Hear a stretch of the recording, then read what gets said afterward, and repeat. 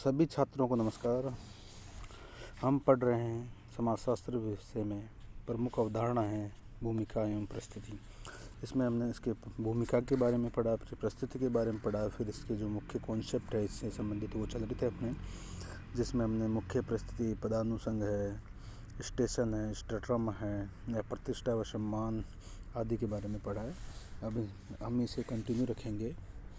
इसमें हम देखते हैं कि परिस्थिति सेट, परिस्थिति भूमिका, भूमिका सेट, बहुल भूमिकाएं एवं परिस्थिति क्रम, यानी status set, role set, multiple role and stratum, status sequence. ये चारों उदाहरणाएं किसकी है? मर्टन की। कौन कौन सी?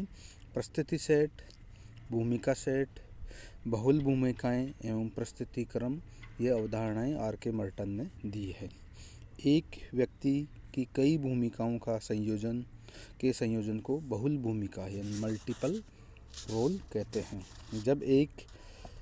जब व्यक्ति एक ही भूमिका से जुड़े कई भूमिकाओं से जुड़ा होता है, ऐसी स्थिति को भूमिका पटल कहते हैं। जैसे अनूप एक जो छात्र है वो छात्र की भूमिका में है, तो छात्र संघ से संबंधित है, उसके मित्र हैं, लाइब्रेरी का अध्यक्ष भी है, अध्यापक भी है, तो ये क्या रोल सेट है। वही बहुल भूमिका में क्या होगा? अनूप छात्र है, पुत्र है, खिलाड़ी है, राजनीतिक दल का सदस्य है, बेटा है, भाई है। ये बहुल भूमिका हुई है। एक ही व्यक्ति एक ही समय में विभिन्न परिस्थितियों के समुच्चय यानी स्टेटस को स्टेटस सेट कहते हैं। जैसे पुत्र, भाई, शिक्षक, छात्र। एक ही व्यक्ति अपने जीवन में एक के बाद एक क्रमिक रूप से परिस्थितियाँ ग्रहण करता है या प्राप्त करता है, उसे स्टेटस सीक्वेंस कहते हैं।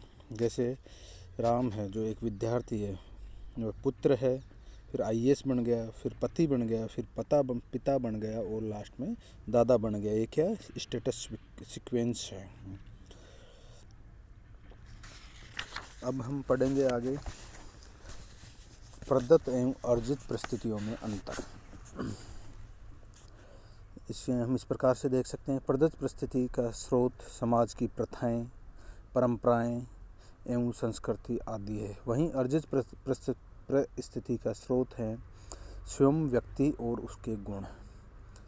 नेक्स्ट आता है इसमें समाज की सामान्य परिस्थितियों को प्रकट करती है प्रदत्त परिस्थिति। वहीं विशिष्ट परिस्थितियों को अर्जित परिस्थिति प्रकट करती है। प्रदत्त परिस्थिति का निर्धारण जन्म, लिंग, आयु, जाति, प्रजाति, नातेदारी, परिवार आदि के आधार पर होता है। वहीं अर्जित परिस्थिति का निर्धारण शिक्षा, संपत्ति, व्यवसाय, व्यक्तिगत योग्यता, कार्यकुशलता, राजनीतिक आधार पर होता है। अधिकार, आविष्कार की क्षमता आदि के आधार पर भी अर्जित परिस्थिति का निर्धारण होता है। नेक्स्ट आता है इसमें अर्जित परिस्थिति के आधार अपेक्षाकृत स्थायी है, उनमें परिवर्तन नहीं या बहुत कम होता है। जैसे जन्म किस परिवार में लिया, लिंग क्या है, आयु क्या है, जाति क्या है, प्रजाति है, ये अपरिवर्तनीय है, इनमें परिवर्तन नहीं होता है। वहीं अर्जित परिस्थिति परिवर्तनशील होने से अर्जित परिस्थितियाँ बदलती रहती है। जैसे आज एक डॉक्टर है, कल को डायरेक्टर भी बन सकता है, आईएएस है वो सेक्रेटरी बन जाएगा, फिर और कोई परिस्थिति अर्जित कर सकता है। वहीं नेक्स्ट देखते हैं इसमें प्रदत्त परिस्थिति अनिश्चित एवं उनका अधिकार क्षेत्र अस्पष्ट होता है। वहीं अर्जित परिस्थिति अधिक निश्चित व स्पष्ट होती है। नेक्स्ट है इसमें प्रदत्त परिस्थिति का आदिम समाजों में अधिक महत्व पाया जाता है। वहीं अर्जित परिस्थिति का आधुनिक समाजों में अधिक महत्व पाया जाता है। मर्टन ने इस मत की आलोचना की है कि व्यक्ति भूमिका अपेक्षाओं का स्वचालित रूप से प्रत्युत्तर देता है। प्रदत्त से अर्जित प्रतिमान की ओर परिवर्तन जाति से वर्ग व्यवस्था की विशेषताएं हैं। प्रदत्त संस्थागत भूमिका है, ये ब्रिस्टेड का मानना है।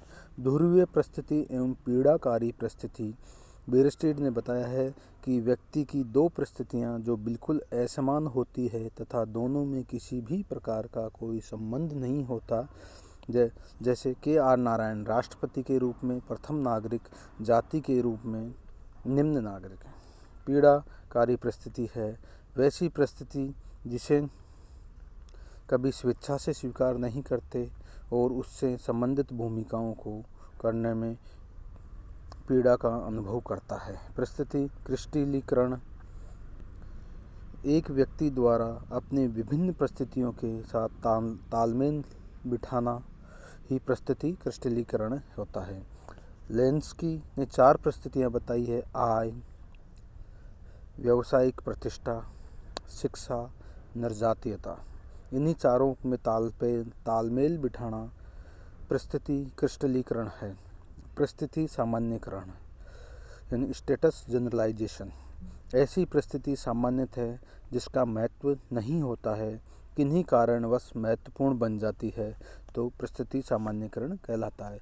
इस प्रकार से हमारे परिस्थिति व भूमिका का चैप्टर संपूर्ण हुआ और नेक्स्ट चैप्टर आगे पढ़ेंगे। Thank you.